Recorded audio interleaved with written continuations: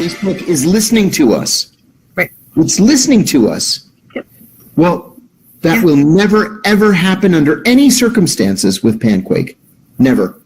That was what was so scary about Facebook, was like a couple of years ago, you would say something and once in a blue moon you would see an ad. Like almost it seemed like your mind was conspiring against itself. Like, right. I know I said that and then earlier, you're thinking, did I make that up? Right. Yeah, exactly. But nowadays you can say 5 different things throughout the day and you're going to see ads for all of them instantly. Like there's no question about it nowadays. It's absolutely right. And that's why this thing gives me a feeling of being able to take something back from the government or from big tech corporations.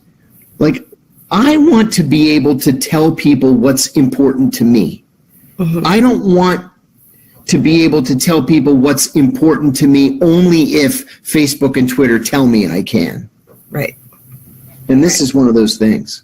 Yep. I think that's why Panquake is going to be super, super important, because I think so that's too. A lot of us independent media. All we want to do is to help people's voices get out there, the ones that never get heard. So you doing this as a social media platform, oh man, this is such a huge game changer for all of us. So I think it is.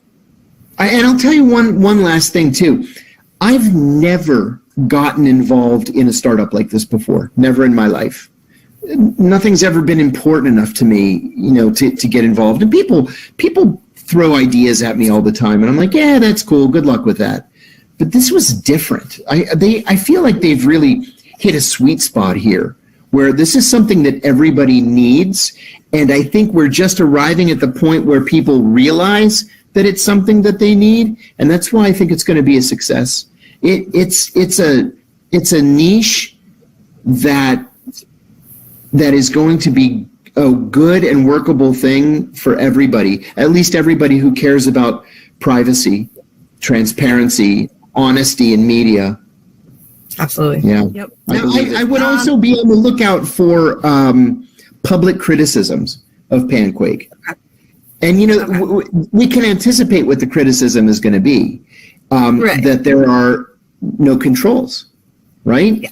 I mean, we aren't owned by a billionaire who's going to cut us off for some editorial reason.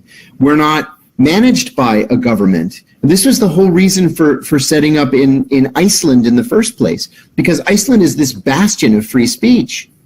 And so this way we're not beholden to governments, and we're less likely to be targeted by intelligence services. And even if we are, we can respond quickly. Right. Absolutely. That is so amazing that you guys are doing it that way. That is extremely smart. I really hope that people start to hop on there and start getting involved on that. I just see it as a future, Yeah, absolutely.